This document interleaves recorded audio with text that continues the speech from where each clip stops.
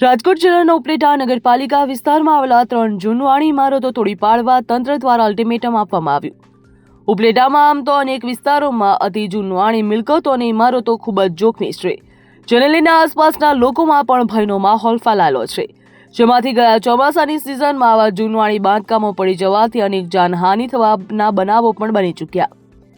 ત્યારે હવે આવી જર્જરિત ઇમારતો પડાવવાથી કોઈ મોટી દુર્ઘટના ન સર્જાય, જાનહાનિ ન થાય તેના માટે તંત્ર સફાળું જાગ્યું અને ઉપલેટા નગરપાલિકા વિસ્તારમાં આવેલી અતિ જૂનવાણી બાંધકામ 3 ઇમારતોને તોડી પાડવા માટે છેલ્લી સૂચનાઓ પણ આપી છે.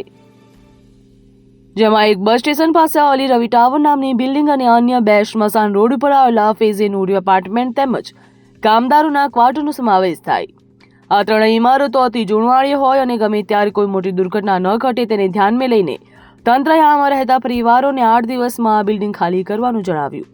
ત્યારે આ બિલ્ડિંગ અને ક્વાર્ટરમાં રહેતા લોકો પણ ચિંતામાં મુકાયા, કારણ કે તાત્કાલિક આ રહેણાંક મકાનો ખાલી કરી અન્ય જગ્યાએ સ્થાયી થવું અતિ મુશ્કેલ રહેતું હોય છે.